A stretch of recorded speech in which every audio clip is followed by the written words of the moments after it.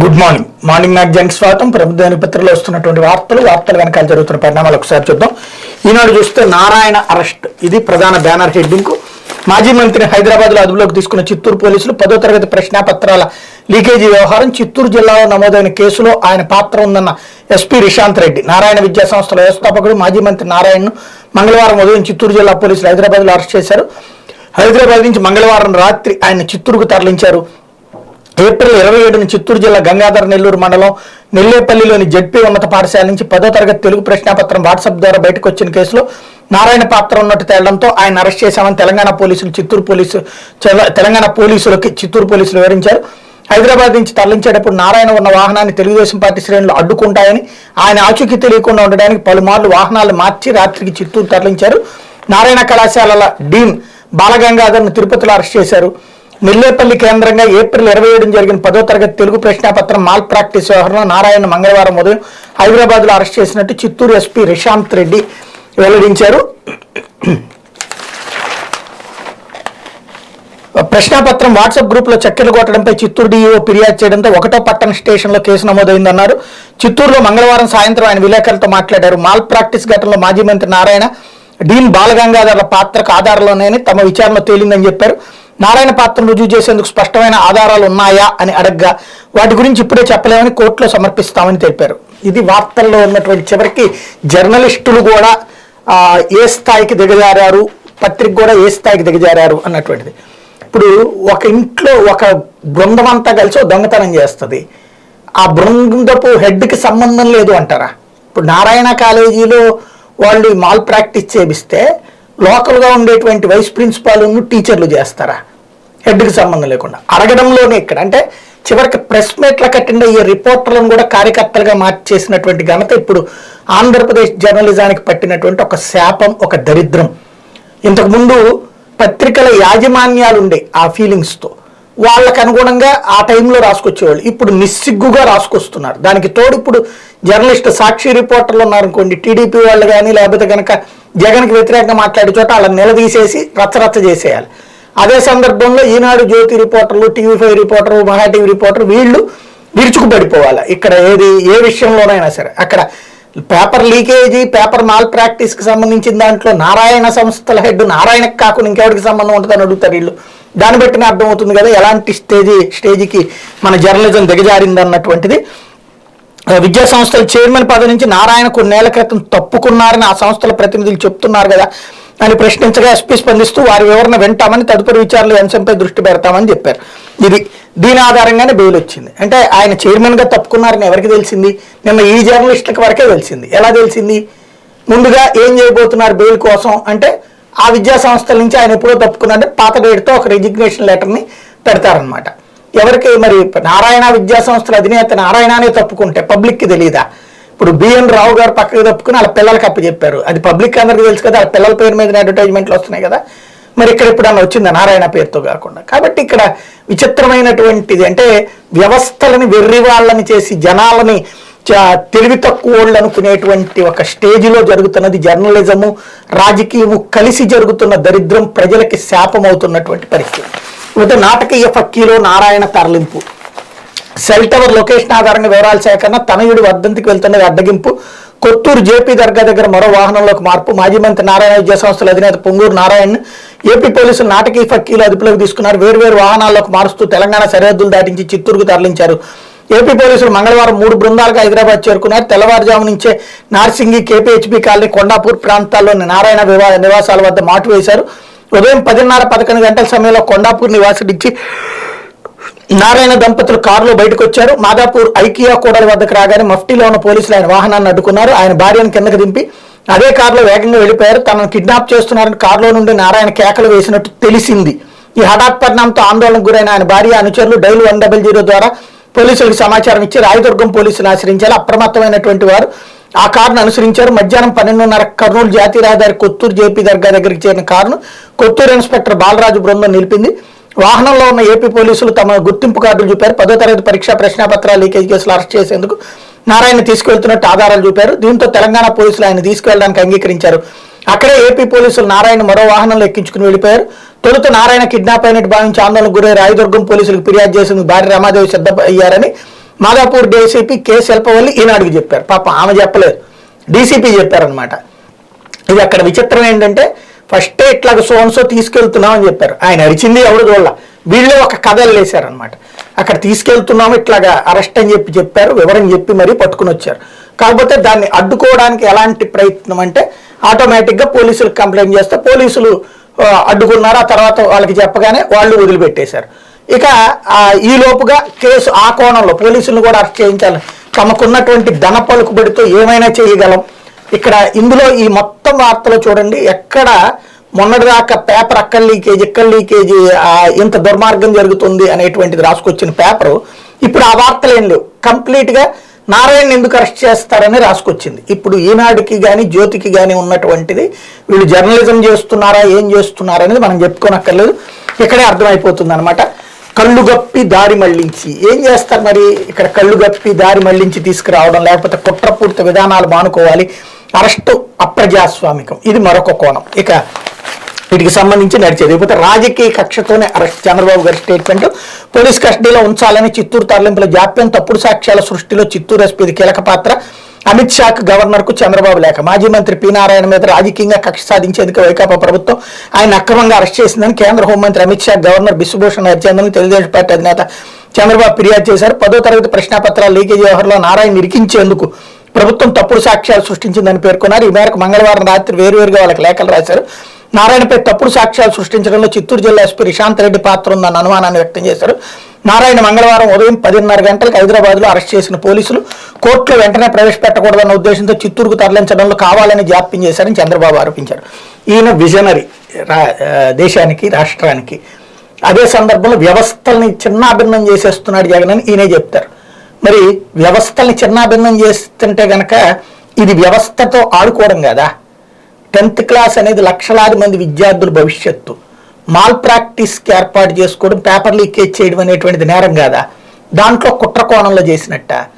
ఈ చివరికి వ్యవస్థలను ఎలా భయపెడుతున్నారో చూడండి. ఎస్పీ అరెస్ట్ చేస్తే తప్పు, లీకేజీ జరిగితే అడ్డుకోకపోతే తప్పు, అరెస్ట్ చేస్తే తప్పు, పోలీసులు వడికిచ్చేస్తాం. మనం వ్యవస్థల కోసం పనిచేస్తున్నామా వ్యక్తుల కోసం పనిచేస్తున్నామా, ఇది ఇక్కడ తేలాల్సినటువంటి అంశం. ఓవరాల్గా ఒక పేజీ మొత్తం దీనికే కేటాయించారనమాట. నారాయణ అరెస్టుకి సంబంధించి ఖండనలు, అందులో ప్రభుత్వం ఇచ్చిన వాదన ఇట్లా 3 ముక్కలకి పరిమితం అయిపోయింది. మిగతాదంతా నారాయణ గారు ఒక మంచి వ్యక్తిని అరెస్ట్ చేసేశారన్న కోణంలో పేపర్లో వార్త అంతా రావాల్సినటువంటి వ్యవహారం. ఇందులో కుట్రపూరితం, తెలుగుదేశం పార్టీ నేతల మండిపాటు, సజ్జలు చెబితే ఏమైనా చేశారు, అచ్చెన్నాయుడు అక్రమ కేసులు బనాయించారు, లవకేష్ ప్రభుత్వం సిగ్గుతో తలదించుకోవాలి, సోమిరెడ్డి చంద్రమోహన్ రెడ్డి విద్యాసంస్థల ప్రతిష్టను దెబ్బతీసేందుకు కుట్ర, పత్తిపాటి పుల్లారావు అరాచక పాలనకి ఇది నిదర్శనం, కొల్లు రవీంద్ర మంత్రులు బాధ్యులు చేస్తారా, పరుచూరు అశోక్ బాబు, జగన్మోహన్ రెడ్డి కుట్ర ఉంది, బుద్ధాయం కన్నా ప్రధాన సామాజిక వర్గమే లక్ష్యం, చెంగల్రాయుడు మధ్యలో కులాన్ని పట్టుకొచ్చేసారు. ఇక్కడ మరి లీకేజ్ చేసినప్పుడు మిగతా కులాల వాళ్ళందరినీ దెబ్బతీయడానికి చేశారా, ఏది మాల్ ప్రాక్టీస్ అంటే మిగతా కులాల వాళ్ళందరినీ నాశనం చేయడానికి చేశారా. ఇక్కడ మళ్ళీ కులాలు, ఇందులో ఇటు పక్కన వీళ్ళు జగన్తో మంత్రి బొత్స చర్చ, నారాయణ అరెస్ట్ నేపథ్యంలో కీలకబెట్టి ఫోన్లను ట్యాప్ చేసి అరెస్ట్ చేసే మంత్రి పెద్దిరెడ్డి, రాజకీయ కక్ష అయితే చంద్రబాబుని అరెస్ట్ చేసేవాళ్ళు అంబటి, నారాయణకు విచారణలో ఏమైనా జరగచ్చు, ఎంపీ రఘురామకృష్ణరాజు చంద్రబాబుని టచ్ చేస్తే రాష్ట్రం శ్రీలంక అవుతుంది, ఇది కూడా ఆయన హెచ్చరిక. రఘురామకృష్ణరాజు చంద్రబాబు జోలికి వస్తే శ్రీలంకలాగా తగలబెడతామని పరోక్ష హెచ్చరిక అన్నటువంటిది ఈ ఇష్యూలో మరొక కోణం అనమాట. ఇది ప్రస్తుతం ఆంధ్రప్రదేశ్లో ఎవరు వ్యవస్థని శాసించాలనుకుంటున్నారు, ఎవరు అల్లకల్లోలం సృష్టించాలనుకుంటున్నారు అన్నది ఇందులో కీలకం. లేకపోతే చంద్రబాబుపై సిఐడి కేసు, మాజీ మంత్రి నారాయణ మరికొందరిపై కూడా రాజధాని ప్రణాళిక, రింగ్ రోడ్డు, రహదారుల అలైన్మెంట్లు అక్రమాలు జరిగాయన్న ఆరోపణ. గత నెల 27న వైకాపా ఎమ్మెల్యే ఆర్కే ఫిర్యాదు, ఈ నెల 6న అందిన విచారణ వేదిక, 9న కేసు. తెలుగుదేశం పార్టీ అధినేత మాజీ ముఖ్యమంత్రి చంద్రబాబు నాయుడు, మాజీ మంత్రి పొంగూరు నారాయణ మరికొందరిపై సిఐడి కేసు నమోదు చేసింది. ఆంధ్రప్రదేశ్ రాజధాని నగరానికి సంబంధించిన బృహత్ ప్రణాళిక, డిజైనింగ్, ఎన్ఆర్ రింగ్ రోడ్, దాన్ని అనుసంధానించి ఆర్టిఫిషియల్ రహదారులు, అలైన్మెంట్ వ్యవహారాలు గత ప్రభుత్వ హయాంలో అక్రమాలు, అవినీతి చోటు చేసుకున్నాయంటూ మంగళగిరి ఎమ్మెల్యే ఆళ్ల రామకృష్ణారెడ్డి ఇచ్చిన ఫిర్యాదు మీద సోమవారం సిఐడి కేసు నమోదు చేసింది. ఆ ఎఫ్ఐఆర్ ప్రతులు మంగళవారం వెలుగు చూశాయి. ఏప్రిల్ 27 ఫిర్యాదుపై ఇవ్వగా దానిపై ప్రాథమిక విచారణ వేదిక ఈ నెల 6న అందిందని, దాని ఆధారంగా కేసు నమోదు చేశామని సిఐడి ఎఫ్ఐఆర్లో పేర్కొంది. ఐపీసీ 120B, 420, 34, 35, 36, 37, 166, 167, 217లతో పాటు అవినీతి నిరోధక చట్టంలో section 13 sub section 2 red with 13 sub section 1 sub section ఏ కింద నిందితులపై అభియోగాలు మోపింది. ఫిర్యాదు సారాంశం ఏంటంటే 2014-19 మధ్య ప్రభుత్వంలో అత్యంత ఉన్నత స్థాయిలో ఉన్న అధికారులు రాజధాని బృహత్ ప్రణాళిక designing, inner ring road alignment వ్యవహారాల్లో అక్రమాలు, అవినీతికి పాల్పడ్డారు. తద్వారా ఈ ప్రభుత్వంలో నిర్ణయాధికారం కలిగిన వారితో సంబంధం ఉన్న కొంతమంది వ్యక్తులు కొన్ని సంస్థలకు అనుచిత లబ్ధి కలిగించి ప్రభుత్వ ఖజానాకు నష్టం కలిగించారు. తద్వారా మోసానికి పాల్పడ్డారు. వారిపై చట్టపరమైన చర్యలు తీసుకోవాలని ఆళ్ల రామకృష్ణారెడ్డిపై ఫిర్యాదులో పేర్కొన్నారని సిఐడి ఎఫ్ఐఆర్లో వివరించింది. అందులో ఎఫ్ఐఆర్లో నిందితులుగా Chandrababu Naidu A1 CRDA chairman plus ముఖ్యమంత్రి, పొంగూరు నారాయణ అప్పటి మంత్రి, CRDA vice chairman Lingamaneni Ramesh, Lingamaneni Venkata Surya Rajasekhar, KPV Anjani Kumar alias Bobby, Ramakrishna housing director, Heritage Foods 7, LEPL projects, LEPL Infocity, LEPL smart city, Lingamaneni agriculture developers, Lingamaneni agro developers, Jayani estates, 13 Ramakrishna housing, ప్రభుత్వాధికారులు, ప్రైవేట్ వ్యక్తులు, ఇతరులు ఇందులో ఉన్నారన్నటువంటిది. ఇది సాధారణంగా నిలిచేటువంటి కేసు కాదు. అయితే వీళ్ళు ఇందులో ఒక ఎమ్మెల్యే పెట్టిన కేసు చెల్లుబాటు కాదు. కానీ ఇది పెడుతున్నటువంటి దాంట్లో 2 కోణాలు కనబడుతుంది. ఒకటి, కేసులో వ్యవస్థలను మేనేజ్ చేస్తారు చంద్రబాబు అని చూపెట్టడం, అక్కడ అవకతవకలు జరిగినాయి అని చూపెట్టారు. రెండవ కోణం ఏంటి అంటే, ఇప్పుడు ఒక అనుచిత లబ్ధి, జగన్మోహన్ రెడ్డి మీద కేసు అదే కదా, తను అనుచిత లబ్ధి పొందే ఏది ఒక ప్రభుత్వం తరపున కొంతమందికి లబ్ధి చేకూర్చి పెట్టాడు, దానికి గాను వాళ్ళు తన సంస్థలో పెట్టుబడులు పెట్టారనేది అదే కోణం ఇక్కడ ప్రొజెక్ట్ చేసేటుంది. అయితే జగన్మోహన్ రెడ్డి దాంట్లో ప్రాథమిక విచారణ సిబిఐ చేసి వాళ్ళు పెట్టుబడి పెట్టినటువంటి వాళ్ళు వేరే చోట్లన ప్రభుత్వం నుంచి ప్రయోజనాలు పొందారని చూపెట్టారు. ఇక్కడ ఇప్పుడు సిఐడి అది తేలుస్తుంది. ఇప్పుడు కాదు అంటే కనుక కోర్టుని సిబిఐ విచారణ అయినా వేయండి అని అడుగుతారు. లేదా కేసు కొట్టేస్తే కనుక అప్పీల్ దాకా వెళ్ళేటువంటి కార్యక్రమం. ఓవరాల్గా జగన్ కేసుల్ని దీంతో ముడిపెట్టేటువంటి వ్యవహారం. ఇది కొట్టేస్తే రేపు పొద్దున జగన్ కేసులు కూడా కొట్టేయాలన్నటువంటి కోణం కోసం పెట్టినట్టు కనబడుతుంది ఇది చూస్తుంటే కనుక. లేకపోతే మహేంద్ర పలాయనం ఏదైతే శ్రీలంకలో జరుగుతోంది, ట్రింకోమలి నౌకాదళ స్థావరంలో తలదాచుకున్న నేత, మాజీ ప్రధానికి కొనసాగుతున్న నిరసనల సెగ, రాజపక్ష విధేయులు దేశం వేడకుండా నిరసనకారుల జాగ్రత్తలు, కొలంబో విమానాశ్రయానికి వెళ్లే దారిలో తనిఖీలు, ఘర్షణల్లో 8కి పెరిగిన మృతుల సంఖ్య, ద్వీపదేశం శ్రీలంకలో తీవ్ర ఉద్రిక్తతలు కొనసాగుతున్నాయి. ప్రధానమంత్రి పదవికి రాజీనామా చేసినప్పటికీ మహేంద్ర రాజపక్షకు నిరసనల సెగ తగులుతూనే ఉంది. ఆందోళనకారులు దాడికి యత్నించడంతో ఆయన తన నివాసాన్ని వదిలి పారిపోయారు. దేశ ఈశాన్య తీరంలో ట్రింకోమలి నౌకాదళ స్థావరంలో ప్రస్తుతం తలదాచుకుంటున్నారు. కొలంబోలో ప్రభుత్వ వ్యతిరేక నిరసనకారులపై సోమవారం జరిగిన దాడులకు ఆయనే కారణమని ప్రతిపక్ష పార్టీల నాయకులు సహా అనేక మంది ఆరోపిస్తున్నారు. ఆయన అరెస్ట్ చేయాలని డిమాండ్ చేస్తున్నారు. రాజపక్ష కుటుంబానికి విధేయులుగా ఉన్న నేతలు ఎవరు దేశం విడిచి వెళ్లకుండా ప్రభుత్వ వ్యతిరేక నిరసనకారులు జాగ్రత్తలు తీసుకున్నారు. కొలంబోలోని బండారనాయక అంతర్జాతీయ విమానాశ్రయానికి వెళ్లే మార్గంలో వారు చెక్ పాయింట్లను ఏర్పాటు చేసి తనిఖీలు నిర్వహిస్తున్నారు. మరోవైపు సోమవారం నాటి హింసలో మృత్యువాత పడ్డ వారి సంఖ్య 8కి పెరిగింది. ఈ ఘర్షణలో మొత్తం 249 మంది గాయపడ్డారని, వాళ్ళలో 232 మంది ఆసుపత్రిలో చికిత్స పొందుతున్నారని అధికారులు వెల్లడించారు. కొలంబోలో ప్రధానమంత్రి అధికార నివాసం టెంపుల్ ట్రీస్ వద్ద సోమవారం రాత్రి అంతా ఉద్రిక్త వాతావరణం కనిపించింది. మహేంద్రపై దాడి చేయడమే లక్ష్యంగా వేల మంది లోపలికి చొచ్చుకెళ్లేందుకు ప్రయత్నించారు. వారిని అదుపు చేసేందుకు పోలీసులు పలుమార్లు బాష్పవాయు ప్రయోగించారన్నటువంటి వార్త ఇక్కడ ప్రధానంగా హైలైట్ అయింది. మరోవైపున తగ్గిన విద్యుత్ వినియోగం, పరిశ్రమలకు కోతల్లో తగ్గింపు, ఇది మరొక కీలకమైనటువంటి వార్త. రాష్ట్రంలో విద్యుత్ వినియోగం సోమవారం 186.97 మిలియన్ యూనిట్లకు తగ్గింది.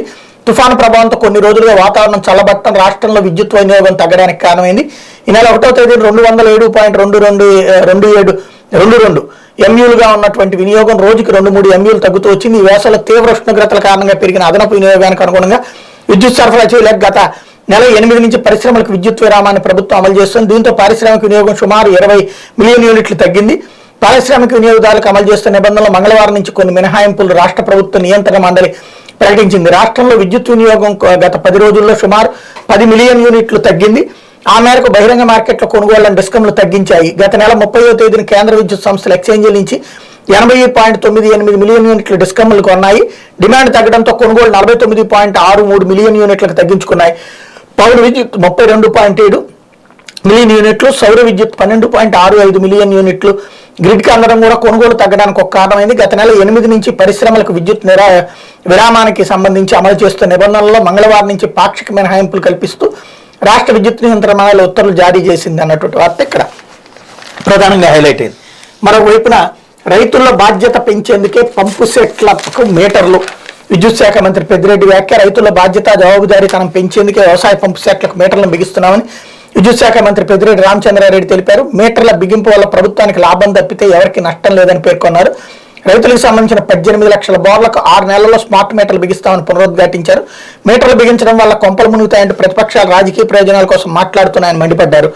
సచివాలయంలో ఆయన మంగళవారం విలేకరులతో మాట్లాడినటువంటి వార్తను ఇక్కడ హైలైట్ చేశారు. తర్వాత వారం జైలు శిక్ష సరైంది. ఐఎఫ్ఎస్ అధికారి కేసులో న్యాయమూర్తి జస్టిస్ సత్యనారాయణమూర్తి స్పష్టీకరణ. అటవీ సంరక్షణ ప్రధాన అధికారి chief conservator of forest CPF IFS అధికారి ఎన్ ప్రదీప్ కుమార్ కు కోర్టు ధిక్కరణ కేసులో విధించిన శిక్షపై అప్పీల్ సందర్భంగా ఇద్దరు న్యాయమూర్తులు భిన్న తీర్పులు ఇచ్చిన నేపథ్యంలో ధర్మాసనంలోని మరో న్యాయమూర్తి జస్టిస్ ఎం సత్యనారాయణమూర్తి తన నిర్ణయాన్ని వెల్లడించారు. ధర్మాసనంలోని జస్టిస్ అసదుద్దీన్ అమానుల్లా విధించిన వారం రోజుల జైలు శిక్షను ఆయన సమర్థించారు. 10,000 జరిమానాను 2,000 కుదించారు.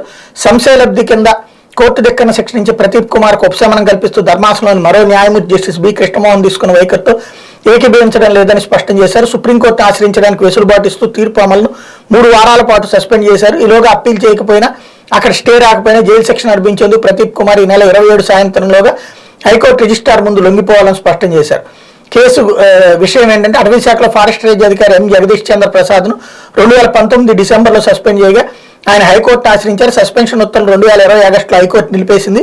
కోర్టు ఉత్తర్వులు ఇచ్చినా తనను ఉద్దేశపూర్వకంగా సస్పెన్షన్లను ఉంచారని అటవీ చీఫ్ కన్జర్వేటర్ ప్రదీప్ కుమార్ మీద జగదీష్ చంద్ర ప్రసాద్ కోర్టు ధిక్కరణ వ్యాజ్యం వేశారు. విచారణ జరిపిన single judge R Raghunandanarao Pradeep కుమార్కు 4 వారాల సాధారణ జైలు 2,000 జరిమానా విధిస్తూ 2021 అక్టోబర్లో తీర్పిచ్చారు. ఆ తీర్పును సవాల్ చేస్తూ ప్రదీప్ కుమార్ ధర్మాసనం ముందు అప్పీల్ చేశారు. విచారణ జరిపిన జస్టిస్ అసదుద్దీన్ అమానుల్లా వారం జైలు 10,000 జరిమానా విధించారు. మరో న్యాయమూర్తి జస్టిస్ బి కృష్ణమోహన్ సంశయ లబ్ధి కింద ప్రదీప్ కుమార్ కు ఉపశమనం కల్పించారు. ధర్మాసనంలో న్యాయమూర్తులు భిన్న తీర్పులు ఇచ్చిన నేపథ్యంలో హైకోర్టు సీజే వ్యవహారంపై విచారణ బాధ్యత జస్టిస్ ఎం సత్యనారాయణమూర్తి పెద్ద జడ్జికి అప్పగించిన నేపథ్యంలో ఇది జరిగిందన్నటువంటి విషయం క్లియర్ అయింది. ఇకపోతే కడప నుంచి వెళ్లిపోండి సిబిఐ డ్రైవర్ కు బెదిరింపులు. పోలీస్ స్టేషన్లో ఫిర్యాదు చేసి సిబిఐ డైరెక్టర్ మాజీ మంత్రి వైఎస్ వివేకానంద రెడ్డి హత్య కేసులో దర్యాప్తు జరుపుతున్న సిబిఐ సిబ్బందికి కడపలో బెదిరింపుల పర్వం మొదలైంది. కడప నుంచి వెళ్లిపోవాలని లేదంటే మేము అంతా చూస్తామంటున్న రోడ్డుపై జనం మధ్య గుర్తు తెలియని వ్యక్తులు సిబిఐ అధికారులు వాహన డ్రైవర్ వలీ భాషను హెచ్చరించారు. ఈ మేరకు కడప చిన్నచౌక్ పోలీసులకు మంగళవారం సిబిఐ అధికారులు ఫిర్యాదు చేశారు. కడప నుంచి కేంద్ర కారాగారానికి వెళ్తున్న సమయంలో కొందరు తమ వాహనాన్ని నిలిపి బెదిరించినట్టు డ్రైవర్ వలీ భాష ఫిర్యాదులో పేర్కొన్నారు. ఈ నేపథ్యంలో సిబిఐ అధికారులు పోలీసులను కలిసి బెదిరింపులకు పాల్పడిన వారిపై చర్యలు తీసుకోవాలని కోరారు. వెంటనే స్పందించిన జిల్లా యంత్రాంగం కేసు నమోదు చేసింది. సీసీ ఫుటేజీలు పరిశీలించేందుకు రంగంలోకి దిగింది. ఇట్లాంటి వాళ్ళని తీసుకెళ్లి నడి రోడ్డు మీద చితక్ కొట్టాల. అదే సందర్భంలో అవసరమైతే కాల్చోతలు పడేసిన నష్టం లేదు. సిబిఐని బెదిరించేటటువంటి తెగింపు ఎందుకు వచ్చింది? వీళ్ళకి అహంకారమా, అతిశయమా, లేకపోతే ఏమన్నా ప్రత్యేక రాజ్యం అనుకుంటున్నారా? అట్లాంటి వాళ్ళు ఎవరైనా సరే తీసుకెళ్లి బొక్కలో వేయాలా. ఇక్కడ దీంట్లో వైఎస్ఆర్ కాంగ్రెస్ పార్టీ సింపథైజర్స్ ఉంటారు. ఎందుకంటే వైఎస్ఆర్ కాంగ్రెస్ పార్టీ ఈ కేసులో భుజాన వేసుకుంటోంది. అటు పక్కన వివేకానంద రెడ్డి వ్యవహారంలో కుమార్తె వాళ్ళందరూ గొడవ చేస్తున్నా కూడా. కాబట్టి ఇందులో ఖచ్చితంగా బాధ్యుల మీద చర్యలు అయితే ఉండి తీరాల్సినటువంటి అవసరం ఉంది. మరోవైపున ఆంధ్రజ్యోతి మాజీ మంత్రి నారాయణ అరెస్ట్ అన్నటువంటి వార్త 10th పేపర్ లీకేజీల కేసు నమోదు. అట్లాగే Amaravati master plan inner ring road అక్రమాలట చంద్రబాబుపై కేసు ఏవన్గా చేర్చిన సిఐడి అధికారులు ఏటుగా మాజీ మంత్రి నారాయణ అన్నటువంటి వార్త పడి ఈ అటాతోనే ఇక్కడ వార్త పోయి వెటకారం సొంతగా వచ్చేసింది. అంటే వీళ్ళే సర్టిఫికెట్ ఇచ్చేస్తారు. జగన్ కేసుల్లో సాక్షివాడు కూడా అట్లా రాయలేకపోయాడు. జగన్ మీద కేసులట అని. ఎందుకు అంటే కేసులు పెట్టిన తర్వాత అది సిబిఐ ఇదంతా కూడా నడిచింది. ఇక్కడ ముందే వీళ్ళు సర్టిఫికెట్ ఇచ్చేస్తారు, అక్కడ ఏమీ లేదు అన్నటువంటి కోణం. సరే, దాంట్లో అది పెట్టిన కేసు లేదని మనం ఇంతకు ముందే చెప్పుకున్నాం. దాంట్లో ఎందుకంటే ఒక ఎమ్మెల్యే పెట్టినటువంటి కేసు, రాజకీయ నాయకుడు పెట్టిన కేసు చెల్లదు. కాబట్టి అక్కడ శంకర్రావు పెట్టినటువంటి కేసు చెల్లినటువంటి నేపథ్యాన్ని ఇక్కడ గుర్తు చేయడానికి జరుగుతుంది. అందులో ఉన్నటువంటి అసలు డెప్త్ పాయింట్ అది. అయితే 4 భారతీయులకు పులిట్జర్ అవార్డు. కరోనా తీవ్రతను వివరించేలా వారు తీసిన ఫోటోలకు పురస్కారం. దివంగత ఫోటోగ్రాఫర్ దానిష్ సిద్దికీకి 2వ గౌరవం. ఆఫ్ఘన్ ఆర్మీ తాలిబాన్ల ఘర్షణల ఫోటోలు తీసేందుకు వెళ్లి మృతి. ఉక్రెయిన్ జర్నలిస్టులకు ప్రత్యేక పురస్కారాలు. ఖచ్చితంగా అమెరికాలో కానీ లేకపోతే యూరోపియన్ యూనియన్లో కానీ నాటోలో కానీ 1,00,000 మంది చచ్చిపోయారు. కానీ ఆ అంత్యక్రియల ఫోటోలు తీయకూడదు. తీస్తే కనుక అక్కడ అరెస్ట్ చేసి జైల్లో పెడతారు. ఇక్కడ మాత్రం అట్లా తీసినందుకు పులిట్జర్ అవార్డు ఇస్తారు. ఇది శ్మశానంలో పెద్దగా దహనక్రియలు జరుగుతున్నటువంటి దాన్ని. కాశీ లాంటి చోట్ల నిత్యం అక్కడ శవదహనాలు జరుగుతూనే ఉంటాయి. అదే సందర్భంలో మామూలుగా ఒక పెద్ద ఊర్లో ఉన్నారంటే 4-5 మరణాలు సహజంగా జరుగుతుంటాయి. ఈవెన్ కరోనా టైంలో ఎక్కువ మంది చనిపోయారు, నో డౌట్ ఎట్ ఆల్. కాకపోతే అది ఆ శవాల దహన కార్యక్రమం అనేటువంటి ఫోటో అంటే దేశంలో ఇక్కడే జరుగుతుంది అన్నట్టు. ప్రపంచం మొత్తంలో చనిపోతున్నటువంటి వాళ్ళ దానికంటే కూడా భారతదేశమే ఎక్కువ అన్నటువంటి కోణాన్ని ప్రొజెక్ట్ చేసేటువంటి ఇది పాశ్చాత్య దేశాల కుట్రల్లో భాగంగా జరిగేటువంటి వ్యవహారానికి ఇలాంటి అవార్డులు నేను చాలాసార్లు ప్రస్తావించాను. ఇలాంటి అవార్డులు ఎందుకు ఇస్తారు అంటే ఏ దేశాల్లోనైతే అవమానిస్తారు. ఇప్పుడు అక్కడ నల్ల జాతీయులు పెద్ద ఎత్తున గొడవ చేశారు అమెరికాలో, దాన్ని ఎవడు ఫోటోలు తీయలేదా, వాడికి ఎవరికి పులిట్జర్ అవార్డు ఎవరు లేదంటే కనుక ఇప్పుడు ఎవరెవరికి ఇస్తారు, అమెరికా యూరోపియన్ దేశాలకి అనుకూలంగా అంటే వ్యతిరేకంగా ఉండే ఫోటోలకి ఎవరు అవార్డు లేదు. తుపాకులతో కాల్పులు జరిగినటువంటి విజువల్స్ ఉన్నాయి, దానికి ఎవడన్నా ఇచ్చాడా, ఎవరు ఫోటో. ఆఫ్ఘనిస్తాన్ నుండి పారిపోయి వచ్చినటువంటి సందర్భంలో అమెరికా అక్కడ తాలిబాన్ల అరాచకాలకు సంబంధించినటువంటి ఫోటోలు ఉన్నాయి, వాటికి ఇస్తారా, ఎవరు. అదే ఇక్కడ విచిత్రమైనటువంటి పరిస్థితి ఏంటంటే ఆఫ్ఘనిస్తాన్లో చంపబడినందుకు ఇచ్చారు, ఏది జర్నలిస్ట్ చంపబడినందుకు, పారిపోయి వచ్చినటువంటి అమెరికా ఫోటోలు కూడా ఉన్నాయిగా, దానికి కదా ఇవ్వాల్సింది. ఎందుకంటే అగ్రరాజ్యం పారిపోయింది, ఆ పారిపోతున్న ఫోటోలు తీసుకొచ్చారు. చివరికి అక్కడ ఆయుధాలు వదిలి పారిపోయి వచ్చారు, అలాంటి ఎవరు. అలాగే అబార్షన్లకి సంబంధించి హక్కు గురించి మహిళలు చేస్తున్న పోరాటం, అది నిజమైన హక్కుల పోరాటం. ఏది ఎన్ని శతాబ్దాల తర్వాత కూడా అమెరికా లాంటి అగ్రరాజ్యంలో మానవ హక్కుల కోసం అట్లాంటి ఎవరు. ఇక్కడ మాత్రమే భారత్కి వ్యతిరేకం అయితే మాత్రమే ఇస్తారు. భారత్ లేకపోతే కనుక వెనుకబడిన దేశాలు, అభివృద్ధి చెందుతూ ఉన్న దేశాలకి ఇలాంటి అవార్డుల రూపంలో అవమానిస్తూ, అదే సందర్భంలో తమంత గొప్ప వాళ్ళు లేమని ప్రొజెక్ట్ చేసుకునేటువంటి కార్యక్రమం అగ్రరాజ్యాలకు ఉంటుంది. ఇకపోతే తీవ్ర ముప్పు తుఫాన్కి సంబంధించినటువంటి కీలకమైనటువంటి అంశం. దిశ మార్చుకుని కోస్తా వైపు దూసుకొస్తున్న తుఫాన్ నేడు ఉభయ గోదావరి మధ్య తీరం దాటి చేసి మచిలీపట్నం వద్ద అంటున్న కొందరు నిపుణులు. తర్వాత విశాఖ వైపు పైన మళ్లీ సముద్రంలోకి, అనంతరం ఒడిశా వరకు పయనించి బలహీనం. కృష్ణా నుండి విశాఖ వరకు రెడ్ అలర్ట్. నేడు కుంభవృష్టిగా వర్షాలు కురిసే అవకాశం. తీరంలో గంటకు 85 కిలోమీటర్ల వేగంతో గాలులు. ఓడరేవుల్లో 10వ నెంబర్ హెచ్చరిక. పంటలకు నష్టం, విద్యుత్ అంతరాయం, వాహన రాకపోకలపైన ఆంక్షలకు సన్నద్ధం. విపత్తుల శాఖతో కేంద్ర హోంశాఖ కార్యదర్శి సమీక్ష అన్నటువంటి వార్తను ఇక్కడ ప్రధానంగా హైలైట్ చేసినటువంటి పరిస్థితి ఉంది. ఇకపోతే ఆసాని అలజడి. నిన్న జరిగినటువంటి తుఫానుతో పలు ప్రాంతాల్లో విస్తారంగా వర్షాలు. కాకినాడలో చొచ్చుకొచ్చిన సముద్రం. తీర ప్రాంత జిల్లాల్లో కంట్రోల్ రూమ్లు. గుంటూరు, నెల్లూరులో అంధకారం. శ్రీకాకుళం ఆర్టీసీ కాంప్లెక్స్ దగ్గర వర్షపు నీరు నుండి ఇది ఫోటోలతో చక్కటి వార్త ఇచ్చింది. ఈ విషయంలో జర్నలిస్టిక్ కోణాన్ని ఆవిష్కరించింది. నిజంగా ఈ సందర్భంలో బాధితులకు సంబంధించిన బాధలు పడుతున్నటువంటిది వార్తలు వేయాల్సి ఉంది, కరెక్ట్గా దాన్ని ప్రొజెక్ట్ చేసింది. అదే సందర్భంలో వలసలు నివారించాలి అంటూ ముఖ్యమంత్రి తాగు, సాగునీటి కొరత ఉన్న ప్రాంతాల ప్రాజెక్టుల మీద ప్రత్యేక దృష్టి పెట్టండి. జలవనరుల శాఖ సమీక్షలో సీఎం జగన్. నీటి కొరత కారణంగా వలసలు ఎక్కువగా ఉంటున్నాయని, అట్లాంటి ప్రాంతాలపై దృష్టి పెట్టి వలసల నివారణకు చర్యలు తీసుకోవాలని ముఖ్యమంత్రి జగన్మోహన్ రెడ్డి అధికారులను ఆదేశించారు. తాగు, సాగునీటికి తీవ్ర కొరత ఉన్న కర్నూలు పశ్చిమ ప్రాంతంలో ప్రాజెక్టులపై ప్రత్యేక దృష్టి పెట్టాలని చెప్పారు. సాధ్యమైనంత వేగంగా ఈ ప్రాజెక్టులను పూర్తి చేసి వలసలు నివారించాలని సూచించారు. జలవనరుల శాఖపై తాడేపల్లిలోని క్యాంప్ కార్యాలయంలో సీఎం సమీక్ష నిర్వహించారు. పోలవరం దిగువ కాపర్ డ్యాం పనులు జూలై 31 నాటికి పూర్తి చేయాలని లక్ష్యంగా పెట్టుకున్నామని అధికారులు వివరించారు. దెబ్బతిన్న డయాఫ్రమ్ వాల్ నిర్మాణ డిజైన్ల పరిశీలన పూర్తయిందని, ఈ నెలాఖరు నాటికి వాటిపై స్పష్టత వస్తుందని చెప్పారన్నటువంటి వార్త ఇక్కడ ప్రధానంగా హైలైట్ చేసినటువంటి పరిస్థితి. ఇకపోతే సాక్షి. నారాయణ అరెస్ట్, 10th ప్రశ్న పత్రాల లీకేజీ. టీడీపీ సీనియర్ నేత మాజీ మంత్రి నారాయణ నిర్వాహకమే. దర్యాప్తులో నేరాన్ని అంగీకరించిన నారాయణ ఉద్యోగులు ప్రభుత్వ ఉపాధ్యాయులను ప్రలోభాలకు గురి చేసి ప్రశ్నాపత్రాలు లీక్. నారాయణ మ్యాజిస్ట్రేట్ ముందు హాజరుపరిచిన పోలీసులు. విద్యాసంస్థ ముసుగులో దశాబ్దాలుగా వ్యవస్థీకృత దందా. నారాయణ నేతృత్వంలో ప్రైవేట్ సిండికేట్ అక్రమాలు అంటూ 10వ తరగతి ప్రశ్నాపత్రాల లీకేజీని తీవ్రంగా పరిగణించిన రాష్ట్ర ప్రభుత్వం దశాబ్దాలుగా వ్యవస్థీకృతమైన విద్యా వ్యవస్థను భ్రష్టు పట్టిస్తున్న వాళ్ళ మీద కఠిన చర్యలు చేపట్టింది. 10th ప్రశ్నాపత్రాల లీకేజ్ సూత్రధారి టీడీపీ సీనియర్ నేత మాజీ మంత్రి పొంగూరు నారాయణ చిత్తూరు జిల్లా పోలీసులు మంగళవారం అరెస్ట్ చేశారన్నటువంటి వార్తని హైలైట్ చేసింది. అట్లాగే A1 చంద్రబాబు, A2 నారాయణ వీళ్ళ కక్ష తీర్చుకున్నారు. జగన్ని A1 A2 అంటూ విజయసాయిరెడ్డిని మాట్లాడుతూ ఉంటుంటారు కదా, దానికి ప్రతిగా ఇప్పుడు రాష్ట్ర ప్రభుత్వం పెట్టినటువంటి కేసు, అంటే ఆలరామకృష్ణారెడ్డి పెట్టినటువంటి కేసుని రిజిస్టర్ చేసి సిఐడి విచారణ చేసిందంటే ఏంటి, ఆటోమేటిక్గా అది రాష్ట్ర ప్రభుత్వం ప్రోద్బలంతోనే. దాంట్లో A1గా చంద్రబాబు, A2గా Narayana. Inner ring road alignment ముసుగులో భూదందా ముందుగానే డిజైన్ ఖరారు చేసి ఆ పక్కనే భూములు కొనుగోలు. హెరిటేజ్ లింగమనేని రామకృష్ణ హౌసింగ్ పేరిట భారీగా కొనుగోళ్లు. అనంతరం సిఆర్డీఏ చైర్మన్ హోదాలో చంద్రబాబు ఆమోదముద్ర. సిఐడి దర్యాప్తులో చంద్రబాబు, నారాయణ, లింగమనేని అవినీతి దందా వెల్లడి. వాళ్ళతో పాటు మొత్తం 14 మంది మీద ఎఫ్ఐఆర్ నమోదైనటువంటి వార్తను ఇక్కడ ప్రధానంగా హైలైట్ చేశారు. ఆ చంద్రబాబు గారి ఆర్థిక మూలాలు అన్నటువంటి కోణం ఆల్రెడీ ఈనాడు జ్యోతి ప్రొజెక్ట్ చేసినటువంటి నేపథ్యంలో ఇప్పుడు ఈ రామకృష్ణ హౌసింగ్ ఎస్టేట్స్ కానీ లింగమనేని ఇవన్నీ అందులో భాగమా అన్నటువంటిది ఇక్కడ కీలకమైనటువంటి వ్యవహారం.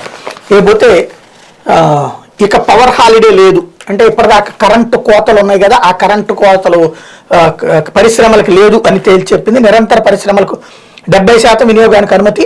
మోటార్లకు మీటర్ల వల్ల రైతులకు నష్టం లేదు. టీడీపీ జనసేన పొత్తుల ముసుగు తొలగించాలి. తప్పు చేస్తే నారాయణ కాదు ఎవరైనా అరెస్ట్ అంటూ మంత్రి పెద్దిరెడ్డి ఇచ్చినటువంటి స్టేట్మెంట్. ఇకపోతే దేశద్రోహ చట్టం అమలుకు తాత్కాలికంగా నిలిపేస్తారా, బ్రిటిష్ వలస కాలం నుంచి అమల్లో ఉన్న దేశద్రోహ చట్టాన్ని పునఃసమీక్షిస్తారా, ఆ చట్టం కింద కేసులు నమోదైన పౌరుల ప్రయోజనాలు కాపాడేందుకు వీలుగా అప్పటిదాకా పెండింగ్ కేసులన్నింటినీ పక్కన పెడతారా. ఇక్కడ ఎంత విచిత్రం అంటే దేశద్రోహం కేసుల్లో ఉన్నటువంటిది ఒక రఘురామకృష్ణరాజు లాంటి వాళ్ళ మీదనో లేకపోతే నవనీత్ రాణా లాంటి వాళ్ళ మీదనో ఉంటే ఈ వ్యక్తిగతంగా తేల్చాలి. వరవర్రావు, సాయిబాబా ఇట్లాంటి వాళ్ళ మీద దేశద్రోహం కేసులు తీసేయాలా? నక్సల్స్ నాయకుల మీదన ఎవరి కోసం తీసేయాలి? ఈ దేశంలో ప్రధానమంత్రిని చంపేయడానికి కుట్రలు పన్నుతారు, లేకపోతే ఈ దేశంలో అల్లకల్లోలం సృష్టించడానికి కుట్రలు పన్నుతారు, ఉగ్రవాదులతో కలిపి ప్రణాళికలు చేస్తారు. అట్లాంటి వాళ్ళ మీద దేశద్రోహం కేసు బ్రిటిష్ వాళ్ళ కాలంలో పెట్టారు కాబట్టి తీసేసేయాలా? ఏం కావాలనుకుంటుంది వ్యవస్థ? దేశంలో అల్లకల్లోలం అడ్డకోలుగా జరిగిపోవాలనుకుంటుందా? శ్రీలంకలో లాగానో లేకపోతే ఆఫ్ఘనిస్తాన్లో లాగానో ప్రభుత్వాల మీద తిరుగుబాటు చేసి విప్లవకారులు లేకపోతే గనక తీవ్రవాదులు వచ్చి ఆక్రమించుకోవాలనుకుంటున్నామా ఏంటనేది ఆలోచించాల్సిన సందర్భం. వ్యవస్థలలో అతి పెద్దదైనటువంటి సంక్షోభం జరుగుతూ ఉన్నటువంటిది. వ్యవస్థలలో ఉన్నటువంటి కొన్ని వ్యవహారాలు ఇప్పుడు సంక్షోభాన్ని, దేశాన్ని ఏ వైపుకి తీసుకెళ్తున్నది అన్నటువంటిది చర్చించాల్సిన సందర్భం వచ్చిందేమో. ఇకపోతే తల్లి బిడ్డ కోసం బేబీ బెర్త్, ఇది ఒక కీలకమైనటువంటి నిర్ణయం నిన్న బయటకు వచ్చింది. రైల్వే ప్రయాణం సరసమైన ధరలో సౌకర్యవంతంగా ఉంటుందని అందరికీ తెలుసు. అందుకే పిల్ల పాపలతో కలిపి దూర ప్రాంతాలకు వెళ్ళే వాళ్ళు ఎక్కువగా రైలు ప్రయాణాన్ని ఎంచుకుంటారు. కానీ చిన్నపిల్లలతో వీళ్ళ తల్లులు బెర్త్లో పడుకునే సమయంలో ఇబ్బంది పడుతుంటారు. అందుకే మదర్స్ డే సందర్భంగా తల్లులకు రైల్వే కొత్త బహుమతి అందించింది, బేబీ బెర్త్ను అందుబాటులోకి తెచ్చింది. బోగీలో లోయర్ మెయిన్ బెర్త్కి అనుసంధానంగా మడిచే పోర్టబుల్ బేబీ బెర్త్ని ఏర్పాటు చేస్తుంది. తొలుత లక్నో మెయిల్లో పైలట్ ప్రాజెక్ట్ కింద ప్రారంభించింది. బోగీలోని 2 సీట్లకి ఈ బెర్త్ని జత చేసింది. సంబంధించిన ఫోటోలు రైల్వే శాఖ ట్విట్టర్లో షేర్ చేసింది. ప్రయాణిక అభిప్రాయాలు తీసుకుని మిగతా రైళ్లలో ఏర్పాటు చేయనున్నట్టు తెలిపింది. బేబీ బెర్త్ స్పెషల్ ఏంటంటే ఈ బెర్త్ లోయర్ బెర్త్ కిందకు మడిచిపెట్టి ఉంటుంది. కింది నుంచి పైకి లాగి పెద్ద బెర్త్కి సమానంగా వచ్చేలా ఏర్పాటు చేసుకోవాలి. బేబీ బెర్త్ కిందకి వంగిపోకుండా కింద స్టీల్ లాక్లు ఉంటాయి, వాటిని మెయిన్ బెర్త్కున్న రంధ్రాల్లోకి నెట్టాలి. చిన్నారి పడిపోకుండా ఉండేందుకు బెల్టులు ఉంటాయి. ప్రయాణం అయిపోయాక స్టీల్ లాక్లను తీసేసి మళ్ళీ మెయిన్ బెర్త్ కిందకి మడత పెట్టాలి. చిన్నారితో కలిసి ప్రయాణిస్తున్నామని బుకింగ్ సమయంలో చెప్తే బెర్త్ ఏర్పాటు చేసేలా చర్యలు తీసుకుంటారన్నటువంటి వార్త ఇక్కడ ప్రధానంగా హైలైట్ అయింది. ఇది దినపత్రికలో వచ్చిన వార్తలు వెనకాల జరుగుతున్న పరిణామాలు.